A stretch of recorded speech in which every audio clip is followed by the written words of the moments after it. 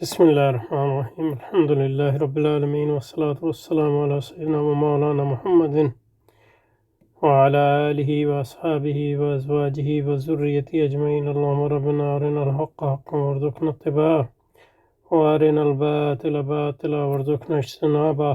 اللهم أرنا حقائق الأشياء كما هي. اللهم ربنا زدنا علما وعملا وإخلاصا يا رب العالمين.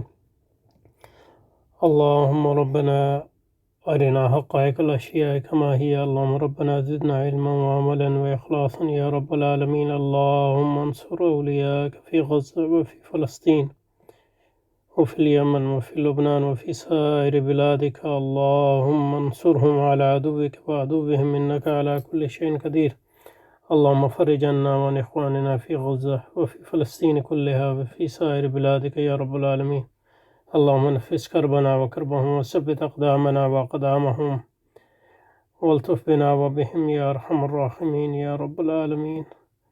وصل وسلم على محمد عبدك ورسولك ونبيك وصفيك وخليلك محمد وآله وصحبه وأزواجه وأعوانه وإترته وأنصاره إلى يوم الدين، ولعنة الله على أعدائه أجمعين برحمتك يا أرحم الراحمين.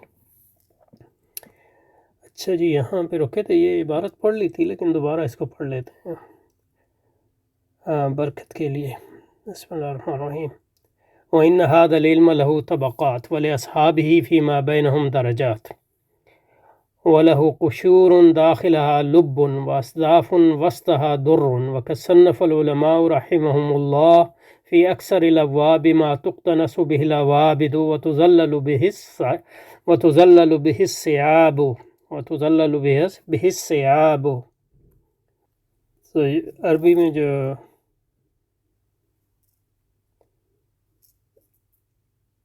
اس کا جو عربی نقطہ ہے حضرت کی تحقیق سے، اس میں یہاں داخلہ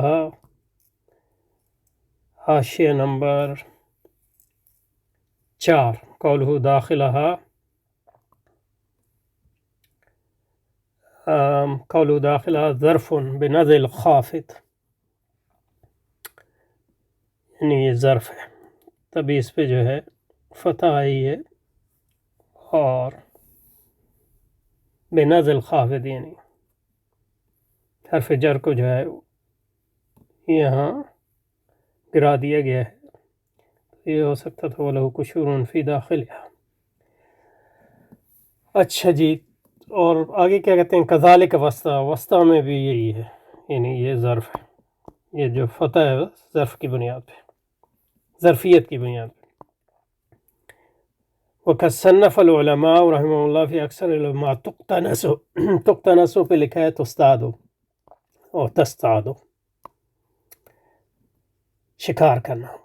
وَعَوَابِدُ الْوَحْشِ الْعَوَابِدُ وحش التي توحشت ونفرت من الإنس.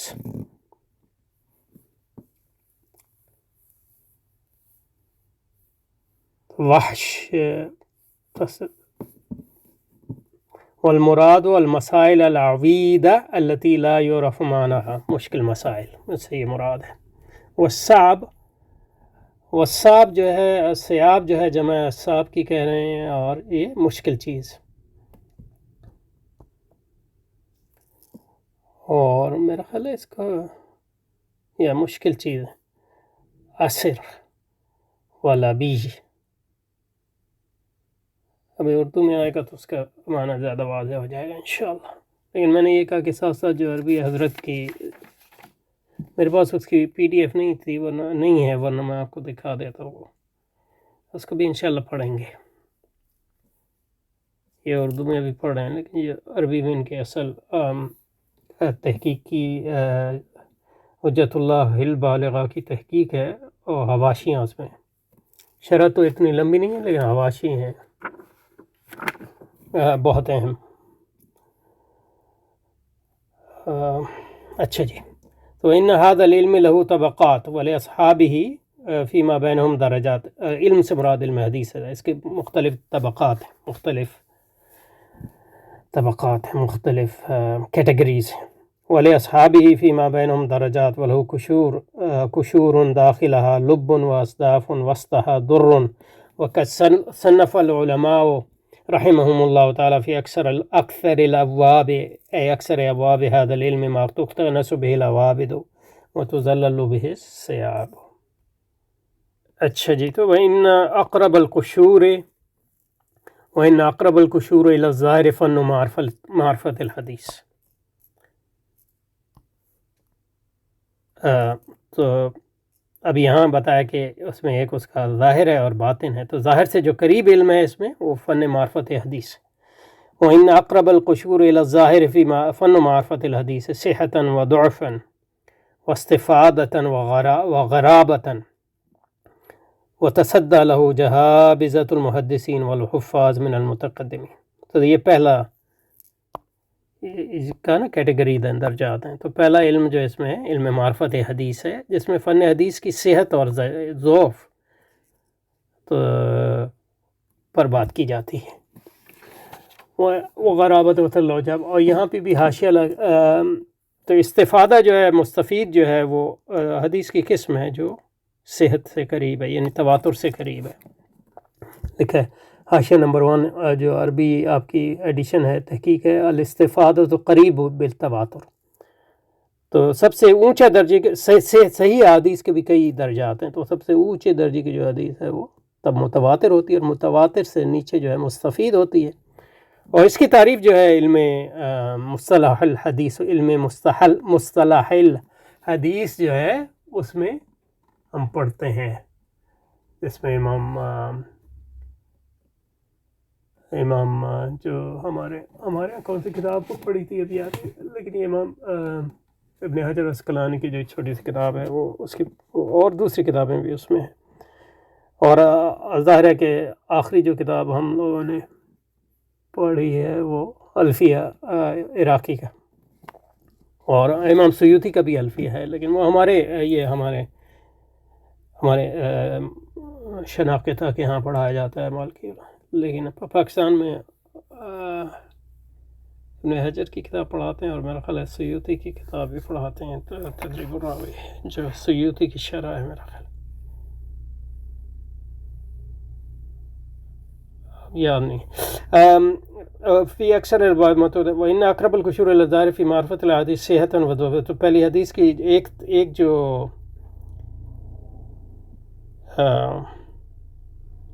کلاسیفیکیشن ہے وہ ہر حدیث یا صحیح ہوگی یا ضعیف ہوگی. صحیح کی بھی درجات ہیں. تو مستفید جو ہے وہ سب سے اونچا درجہ جو ہے تواتر ہے، پھر مستفید ہے، پھر غریب ہے. وما یربا من وجہ احد،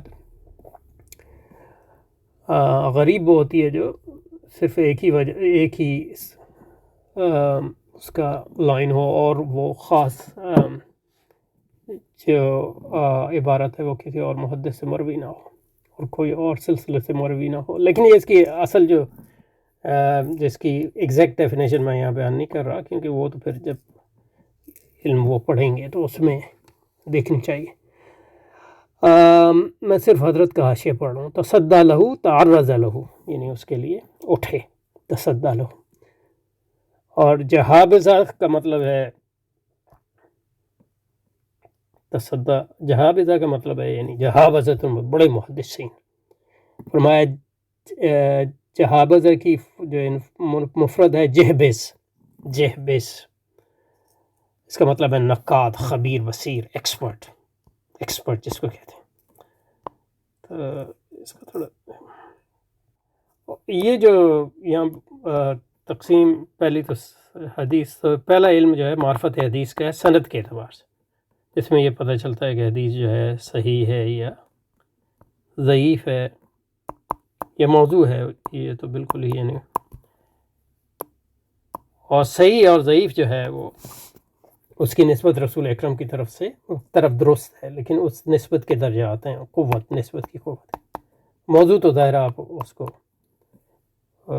رسول اکرم کی طرف سے منسوب صرف اس لیے کرتے ہیں کہ اس کو نسبت کا انکار کریں، اس کے علاوہ تو یہ اسے حکام وغیرہ اخذ نہیں کیے جا سکتے. لیکن صحت کے پھر کئی درجات ہیں، ایک حضرت نے یہاں بتایا تواتر اور مستفید اور غریب.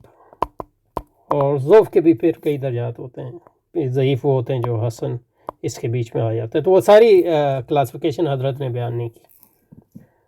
اور تصدیٰ کا مطلب فرمایا کہ تصدیٰ یعنی تعرض کرنا کسی چیز سے، ٹیکل کرنا.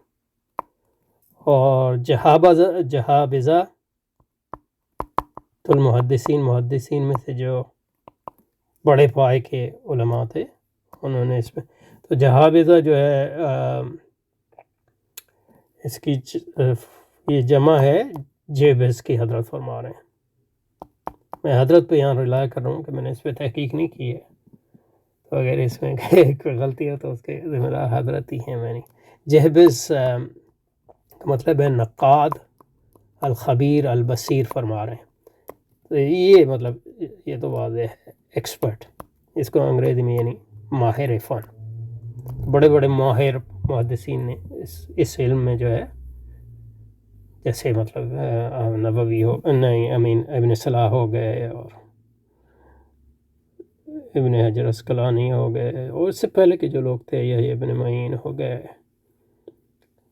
اور جو بڑے محدثین ہیں امام بخاری، مسلم، یہ سب جو ہے اس فن میں ظاہر ہے، ترمذی اور وغیرہ وغیرہ. اور پھر اس پہ کتابیں لکھی گئیں جیسے ابن صلاح کا مقدمہ ہے وغیرہ، اور پھر عراقی اور ابن حجر کی کتابیں. ثم یتلوہ، تو یہ تلاوت اسی سے آتا ہے. یتلو اس کا مطلب ہوتا ہے پھر اس کے بعد میں جو چیز آتی ہے اس کو فالو کرنا. ثم یتلو، تلاوت کو بھی تلاوت اس لیے کہتے ہیں کہ آپ فالو کرتے ہیں، اس میں الفاظ آئے گے. ثم یتلو ہو، پھر اس کے بعد جو چیز آتی ہے دوسرا ثم یتلو، اس کے بعد جو دوسرا فن ہے اس میں، پہلا تو معرفت حدیث ہے، اور وہ ظاہر سے زیادہ قریب ہے کیونکہ اس میں معانی سے بحث نہیں کی جاتی، صرف یہ بات کرنے کی کوشش کی جاتی کہ اس حدیث کی نسبت رسول اکرم صلی اللہ علیہ وسلم کی طرف صحیح ہے بھی کہ نہیں. اور جب وہ متعین ہو گیا تو پھر اس کے معنی سمجھے جاتے ہیں، تو وہ دوسرا علم ہو گیا. ثم یتلو فن معانی غریبہا، یعنی مشکل الفاظ کے معنی، وضبط مشکلہا. غریب جو ہے جیسے کہ میں نے پہلے بتایا، غریب جو ہے جو لفظ ہوتے ہیں جن کا استعمال عام نہ ہو، اور یہ جو غربت ہے کسی لفظ کی یہ نسبی ہے کیونکہ وقت کے ساتھ اور زمان اور مکان کے ساتھ یہ بدلتی رہتی ہے. تو ایک لفظ جو ہے ایک موقع پہ جو ہے نا ایک زمانے میں وہ غریب نہیں ہوتا، بعد میں غریب ہو جاتا ہے کیونکہ اس کا استعمال لغت میں عام لغت میں نہیں رہا، یا ایک عالم کے لیے وہ غریب نہیں ہے لیکن عام زبان کے لحاظ سے، عامی زبان کے لحاظ سے غریب ہے، وغیرہ وغیرہ. تو یہ نسبی چیزیں. تو دوسرے جو فنون ہے اس میں معنی سے بحث کی جاتی ہے، اس کے مشکل الفاظ کے معنی بیان کیے جاتے ہیں. ابھی ترجمہ تو آئے گا، میں اس میں نہیں جا رہا، صرف انہی چیزوں کو پڑھ رہا ہوں جس میں حضرت نے حاشیہ لکھا ہے اصل عربی میں. ثم یتلوہ فن معانی غریبہا وضبط مشکلہا وتصدی لہ ائمۃ الفنون الادبیہ والمتقنون من علماء العربیہ. اور دوسرا جو علم ہے اس میں جو حدیث میں جو مشکل الفاظ ہیں ان کے معنی پر جن لوگوں نے بحث کی ہے وہ لوگ ہیں جو عربی زبان کے ماہر تھے، اور حدیث کے بھی ماہر تھے اور عربی زبان کے، تو لغت کے اعتبار سے انہوں نے حدیث کو دیکھا. تو اس میں جو ہے، اور اس میں لغت کے اعتبار سے دیکھنے میں تمام لغوی علوم آ جاتے ہیں، یعنی تصریف کے اعتبار سے، علم صرف تصریف کے اعتبار سے یعنی، اور معنی کے اعتبار سے، لغت کے اشتقاق کے اعتبار سے، نحو کے اعتبار سے، اعراب کے اعتبار سے، اور پھر علم بلاغت کے اعتبار سے بھی. تو یہ سارے فنون ہیں علم لغت کے. تو اس کانٹیکس میں جن لوگوں نے دیکھا تو یہ دوسرا علم معنی، حدیث کے معنی سے. الغریب من الکلمات والغامض البعید من الفہم کالغریب من الناس. اجنبی، تو اجنبی افراد، اجنبی الفاظ من غرب الکلام غرابتا غمودا و خفا، جس کے معنی خفی، والکلمۃ المشکل ما خفی معنی، مشکل ہوا جس کے معنی جو ہے ظاہر نہ ہو. اس کو سمجھنے کے لیے ذرا ڈیپ جانا پڑا. اور یکون فی اشکال و ایراد لبعض الناس، اور تحتمل وجوہا من الاعراب، اور من اشکل الامر سے یہ ہے مشکل، التباس ہوا واتقنہ اے احکمہ والمتقن الحاذق البصیر والمتقنون من العربیہ. تو متقن بھی وہ یعنی ایکسپرٹ ہی کو کہتے ہیں. جو عربی زبان میں ایکسپرٹ تھے انہوں نے پھر حدیث کے اس دوسرے علم کی طرف توجہ کی، اور یہ علم وہ علم ہے جس میں حدیث میں جو الفاظ ہیں، تو پہلا لفظ میں پہلا جو علم ہے اس میں یہ یقین کیا جاتا ہے کہ اس بات کی نسبت رسول اکرم کی طرف جائز ہے بھی کہ نہیں، اور دوسرے علم میں پھر اس کے مشکل معنی کے اور مشکل الفاظ اور مشکل تراکیب اور مشکل لفظ کی مشکل، اگر صرفی طور پہ مشکل ہو یا بلاغت کے طور پہ مشکل ہو، سب کو حل کرنا. تو جن جہابذہ نے یا جن ایکسپرٹس نے وہ دیا، وہ اس دوسرے علم میں یہ دوسرا علم ہے، دوسرا یعنی دوسرے نمبر پہ آ گیا یہ علم معانی، حدیث کے معنی. تیسرا ثم یتلو فن معانی الشرعیہ. تو پہلا دوسرا جو معنی ہے، معنی انہوں نے بھی معنی حدیث کے سمجھنے کی کوشش کی، لیکن لغت کے اعتبار سے معنی سمجھنا جو ہے ضروری ہے لیکن کافی نہیں ہے. اس کے بعد اس کے شرعی معنی بھی الفاظ کے، مطلب واجب کا عربی زبان میں ایک معنی ہے لیکن شریعت میں اس کے مختلف معنی ہیں، اور شریعت میں بھی اس کے مختلف علوم میں اس کے مختلف معنی ہیں. واجب کا معنی جو ہے علم حدیث میں الگ ہے، علم اصول فقہ میں الگ ہے، اس میں علم فقہ میں الگ ہے، اور پھر مختلف مذاہب میں بھی واجب کے معنی مختلف ہوتے ہیں. مثلا حنفیوں کے ہاں واجب کا الگ معنی ہے، اور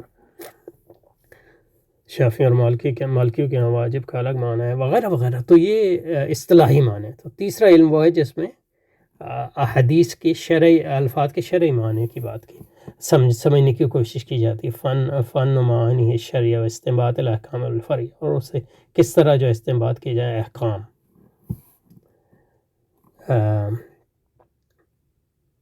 والقیاس علی الحکم المنصوص فی العبارہ. تو یہ اس میں بھی فقہا کا بھی آ گیا اس میں. والاستدلال بالایماء والاشارہ ومعرفت المنسوخ والمحکم. کون سی حدیث جو ہے منسوخ ہے، کون سی محکم ہے یعنی غیر منسوخ ہے. والمرجو والمبرم. مبرم پہ حاشیہ لکھا ہے نمبر 3، الایماء عبارت عما یلزم من العبارہ. تو امپلیکیشن جس کو کہتے ہیں، ایماء کا مطلب یہ ہے کہ ایماء جو ہے، ایماء کا مطلب یہ ہے کہ جو امپلیسٹ ہے کسی چیز میں. تو ایک عبارت ہے، اس میں وہ بات تو نہیں کہی گئی لیکن اس عبارت سے وہ بات لازم آتی ہے. کل مفہوم المخالف، مفہوم مخالفت جو ہے وہ ایماء کی ایک قسم ہے کہہ رہے ہیں. والمبرم جو ہے راجح کو کہتے ہیں، من ابرم الامر احکمہ. وهذا بمنزلة اللب والدر عند عامة العلماء وتصدى له المحققين من الفقهاء. تو یہ دوسرا علم جو ہے، تیسرا علم جو ہے یہ اندر باطنی علم ہے، لیکن باطنی علم کی بھی پہلی سیڑھی ہے جو عام علماء ظاہر کے ہاں یہ بمنزلہ لب اور در اور صدف کے ہے. اور اس علم پہ جن لوگوں نے اسپیشلائز کیا وہ فقہا ہیں کہ وہ علم حدیث کے معنی سمجھتے ہیں اور اس سے احکام. اور پہلے دو جو ہیں وہ ظاہر سے زیادہ قریب ہیں، اور دوسرے جو ہیں باطن سے زیادہ قریب ہیں. لیکن پہلا والا جو ہے باطن کے اوپری درجے کا ہے، اور پھر آخری جو حضرت جس کی بات کریں گے اور جس پہ حجت اللہ بالغہ جس علم کا حصہ ہے، وہ کہہ رہے ہیں وہ دقیق ترین علم ہے، وہ عمیق ترین علم ہے، کیونکہ وہ بالکل ڈیپ اندر جا کے باطن کا بھی باطن ہے. کیونکہ اس میں آپ حکمتیں رسول پاک کے احکام کی حکمتیں اور ان کی فلسفہ اور ان کی وجوہات اور ان کی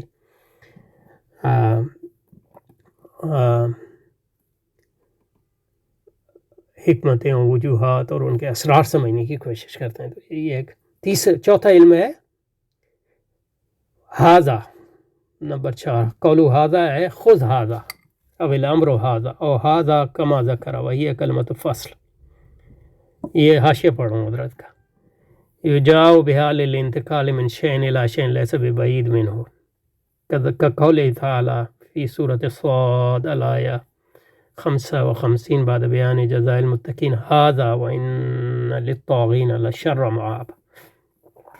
قال ابن الأثير هذا في هذا المقام من الفصل الذي هو خير من الوصل وهي علاقة وكيدة بين الخروج من الكلام الى آخر الکلام، یہ ابن الاسیر نے کہا ہے حاشیۃ الجمل میں جلد 3 581۔ تو ہذا جو ہے یہ اشارے کے لیے ہے، اور یہ یہاں فصل کے لیے آیا ہے، انتقال ایک بات سے دوسری بات کی طرف۔ هذا وإن أدق الفنون الحدیثیہ بأسرها عندی، اور دقیق ترین جو علم حدیث میں سے علم حدیث ہے میرے نزدیک وہ یہ چوتھا علم ہے۔ وعامقها محتدا وعرفها منارا وأولى العلوم الشرعیہ آخرها، وأولى یا أولى علوم وأولى العلوم الشرعیہ ان آخرها فيما أرى وأعلاها منزلة وأعظمها مقدارا هو علم أسرار الدين الباحث عن حکم الاحکام ولمیاتها۔ تو اس چوتھے علم میں حدیث کے اسرار بیان کیے جاتے ہیں، اس کے رموز بیان کیے جاتے ہیں، اور احکام تو تیسرے علم میں بیان کیے جاتے ہیں، لیکن احکام کی حکمتیں، ان کی وجوہات، اور کیوں وہ احکام دیے گئے ہیں، اور ان کے پیچھے کیا حکمتیں رکھی ہیں اللہ تعالیٰ نے، اور ان کے کیا اسرار ہیں، یہ اس علم میں اس کی بات کی۔ اور یہ علم اہم ہے کیونکہ اس علم کو جاننے کے لیے آپ کو تمام شریعت کا علم، دوسرے علوم جاننے پڑتے ہیں، ورنہ آپ اس میں کیسے چلے جائیں گے۔ اور اس میں غلطی کے بھی امکان ہوتے ہیں، کیونکہ مطلب اس میں زیادہ تر باتیں جو ہیں اجتہاد کی بنیاد پہ۔ غلطی اس میں یہ ہو سکتی ہے کہ لوگ یہ سمجھیں کہ جو ایک عالم نے کہا ہے وہ کوئی مطلب یہ ہے کہ وہی اس کی وجہ اور کوئی وجہ نہیں ہے۔ ایک غلطی یہ ہو سکتی ہے، دوسری غلطی یہ ہو سکتی ہے کہ وہ سمجھیں کہ مطلب یہ اجتہاد نہیں ہے بلکہ یہ نص سے ثابت ہے، حالانکہ ایسی کوئی بات نہیں ہے۔ مختلف جو ہے زیادہ تر حکمتیں اجتہاد کی بنیاد پہ ہی آتی۔ اور سب سے اہم بات یہ ہے کہ حکمتوں کا مجموعہ جو ہے وہ اس تک کبھی کوئی نہیں پہنچ سکتا۔ اور آخری بات یہ ہے کہ کسی بھی حکم کی حکمت جو ہے اس کو ہم ایگزاسٹ نہیں کر سکتے، اس لیے جو اس میں آخری بات ہے وہ یہی ہے کہ ہر حکم کی حکمت، اصلی حکمت یہ ہے کہ وہ اللہ کا حکم ہے، اس سے بڑی کوئی حکمت نہیں ہے۔ اور اس پہ یعنی کلام الاولین الآخرین جو ہے ختم ہو جاتا ہے کہ یک پر گر برتر بسرم بے برم بے نور تجلی بسودت پرم، یہ شعر یاد نہیں ہے۔ وہ علم اسرار الدین الباحث عن حکم الاحکام واللمیات واسرار خواص الاعمال ونکاتها۔ تو یہ جو ہے چھٹا اس پہ حضرت کا حاشیہ، اس کو پڑھ کے پھر ہم اپنے اردو اس کی طرف چلیں گے۔ ہذا وہ حد علم اسرار الدین۔ حد کا مطلب یہاں ہے تعریف، ڈیفینیشن۔ حد کہتے ہیں جو منطقی تعریف کو۔ اے ہوا علم یبحث فی عن حکم الاحکام واللمیات، یہ وہ علم ہے جس میں احکام کی یعنی اللہ تعالیٰ کے حکموں کی، یعنی اللہ نے فرمایا نماز پڑھو، یہ حکم ہے، لیکن نماز پر جو اللہ نے حکم دیا اس کے پیچھے کیا حکمتیں ہیں، کیا فوائد ہیں بدنی اور روحانی اور دنیاوی اور اخروی، وہ اس علم میں بیان کیے جاتے ہیں۔ واسرار خواص الاعمال ونکاتها، والحکم جمع حکمت، وہی المصلحہ التي تشمل علیہ الاحکام۔ تو مصلحہ جو مصلحت ہے جس پر احکام مبنی ہوتے ہیں، اور وہ مصلحت دنیاوی بھی ہوتی ہے، اخروی بھی ہوتی ہے، شرعی بھی ہوتی ہے، بدنی بھی ہوتی ہے، روحانی بھی ہوتی ہے، اور یہ مسالے اس علم میں بیان کیے جاتے ہیں۔ لیکن یہ یاد رہنا چاہیے کہ مسالے کو ہم کبھی ایگزاسٹ نہیں کر سکتے، کیونکہ اللہ کے جو کلمات ہیں ان کو آپ ایگزاسٹ نہیں کر سکتے، اور اللہ کے احکام کے پیچھے جو حکمت ہیں ان کی اتھائیوں میں آپ جتنا جائیں، وہ یعنی ساحل سمندر بحر لا ساحل، یعنی اس کا کوئی ساحل نہیں ہے، اس لیے تو مشکل ہے۔ کصلاۃ موضوع لذکر اللہ، یعنی صلاۃ نماز کی حکمت کیا ہے؟ اللہ کی یاد، ایک ہے۔ ومن اکبر مسالہ کما فی سورۃ العنکبوت، تو یہ مصلحت کیسے معلوم ہوئی؟ یہ آیت شریفہ سے معلوم ہوئی۔ واللمیۃ الشیء عبارۃ عن علتہ الموجبہ لہ کالسکر لحرمت الخمر۔ لمیت سے مراد علت ہے، کاز، جس کی وجہ سے کوئی حکم جو ہے وہ واجب ہوتا ہے. مثلا یہ کہ اللہ تعالیٰ نے شراب حرام کی تو اس کی علت کیا ہے؟ سکر، یعنی انٹاکسیکیشن، یعنی نشہ، یہ اس کی علت ہے. لیکن جب یہ کہتے ہیں ہم اس کی علت ہے تو اس کی ایک علتوں میں سے علت ہے جو اللہ تعالیٰ نے بیان کی، لیکن ایگزاسٹو نہیں ہے، کہ آخر میں ہر حکم کی علت اللہ کا حکم خود ایک علت ہے اور اس سے بڑی کوئی علت نہیں، کیونکہ وہ مولا اور مالک ہے. اور خاصہ کی مراد ما یختص بالشیء کالضحک للانسان وخواص الاعمال، اعمال کے خواص ہیں ان کے فوائد التی تختص بها ککون صلاۃ معدۃ لرؤیۃ اللہ تعالی مشاہدتی فی الاخر. یعنی اعمال کے خواص کا مطلب ہے اس کے فوائد اور اس کے خصوصیت. یعنی مثلا نماز کی ایک خصوصیت یہ ہے کہ وہ آپ کو تیار کرتی ہے اللہ کی دیدار کے لیے جو قیامت میں ہوگا، اور اس کے مشاہدے کے لیے جتنا انسان کے بس میں ہے. تو یہ نماز کی ایک اہم حکمت بھی ہے اور اس کی خاصیت بھی ہے. اور نکات جمع ہے نکتہ کی، وہی المسئلہ علمیہ الدقیقہ یتوصل الیہ بالدقہ وانعام فکر. فعلم اسرار الدین یبحث فیہ عن امرین. علم اسرار الدین میں دو چیزوں سے بات کی ہے کے بارے میں بات کی جاتی ہے. ایک احکام الہیہ کی مصلحتیں، ان کے مسالے کیا ہیں، ان کے علتیں کیا ہیں، ان کی وجوہات کیا ہیں، ان کے حکم کی کے پیچھے جو ہے کیا مصلحت رکھی ہے اللہ نے، کیا جیسے نماز کی مصلحت یہ ہے کہ اس ذکر ہے اللہ کا، یا اس کی علت کیا ہے، اس کی وجہ کیا ہے کہ اس کو حلال یا حرام کیا گیا ہے. جیسے مطلب شراب کی حرمت کی علت یہ ہے کہ اس سے انسان جو ہے عقل اس کی غائب ہو جاتی ہے.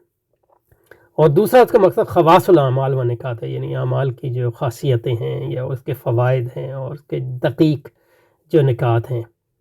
وہ مثلا یہ کہ نماز کا فائدہ اور خاصہ یہ ہے کہ وہ آپ کو اللہ پاک کی دیدار کے لیے تیار کرتی ہے نماز قیامت میں، کیونکہ نماز میں آپ ایسا ہے کہ اللہ سے بات کر رہے ہیں، اللہ کے سامنے کھڑے ہیں.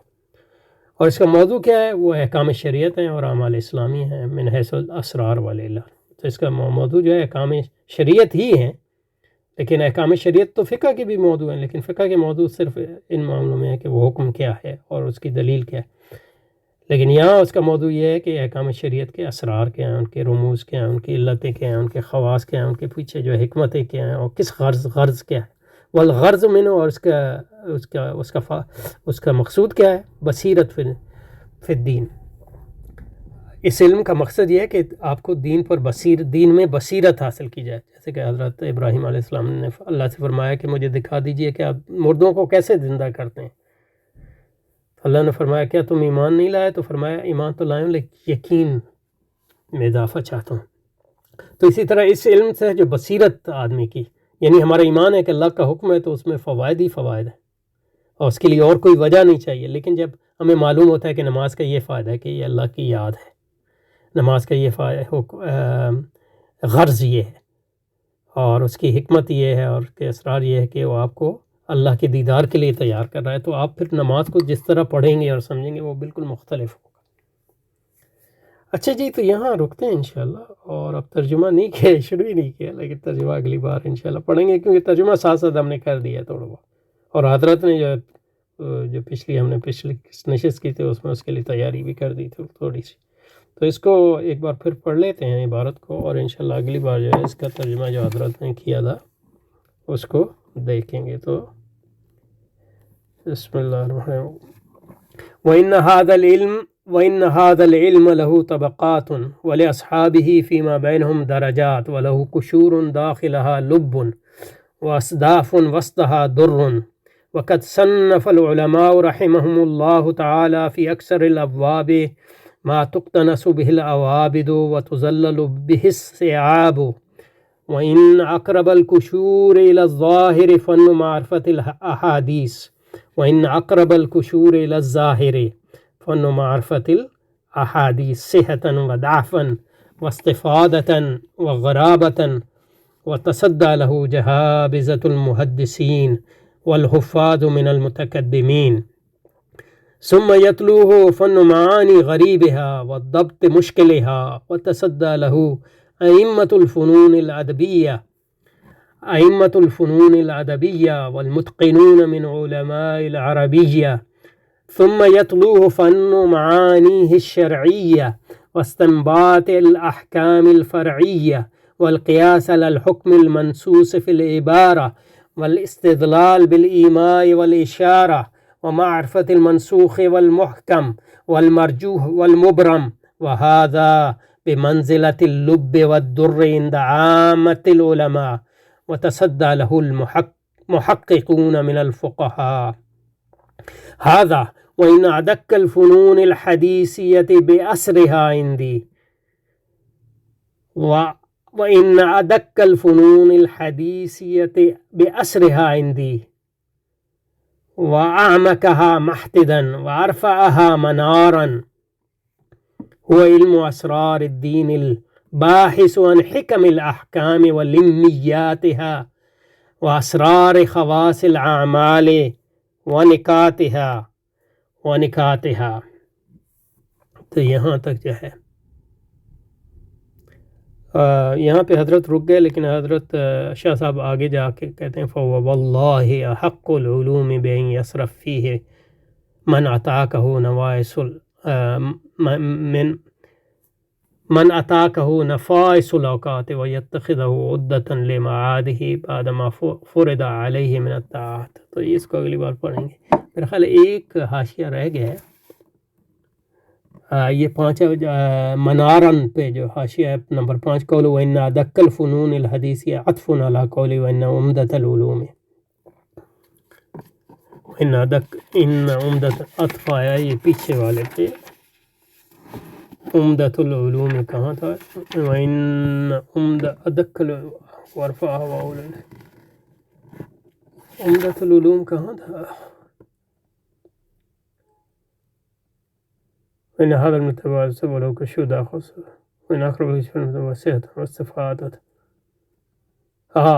إن عمدة العلوم اليقينية وراسة ومنافع الدين وأساسا. تو یہ اس کا عطف کہہ رہے ہیں کہ اس پہ ہے جو شروع میں جو عبارت جہاں پیچھے پڑی تھی.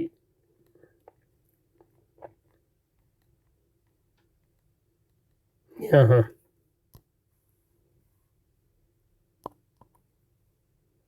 ان عمدۃ العلوم الیقینیہ اس پہ عطف ہے کس کا؟ وَإِنَّ أَدَقَّ الفنون الحدیثیہ. اچھا جی، تو 5ویں میں وَإِنَّ أَدَقَّ الفنون الحدیثیہ عطف علی قوله إن عمدۃ العلوم إلى آخر والمحتد محتدا وأعمقها محتدا. اصل عربی میں اس طرح لکھا ہے محتدن، وعامکا محتدن. تو محتد جو ہے الاصل یقال هو کریم المحتد ومحتد الطبع ورجع الى محتدی من حتد سمع یسمع. حتد یحتد حتدن کا مطلب ہے خلص اصلہ وهو حتد وهي حتدہ.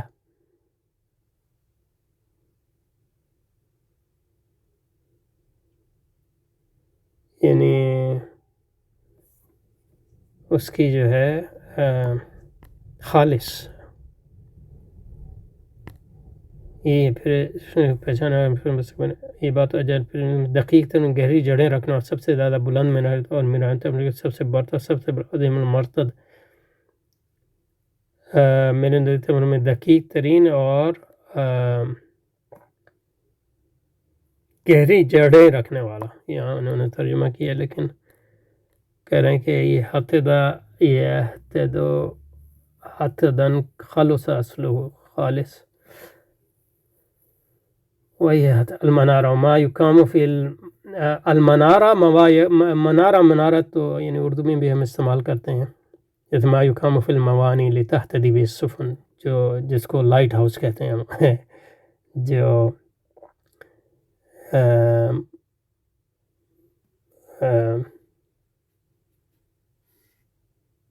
جس کو کہتے ہیں لائٹ ہاؤس، یعنی جو ساحل سمندر پہ جو اردو میں اس کو کیا کہتے ہیں، منوڑا کہتے ہیں کہ اس طرح منارہ جو ہے منابع مسجدوں کے جو منارے ہیں اس کو بھی منارہ کہتے ہیں، کیونکہ اس سے جو ہے وہ مناور و طریق اس سے جو ہے لوگوں کو راستہ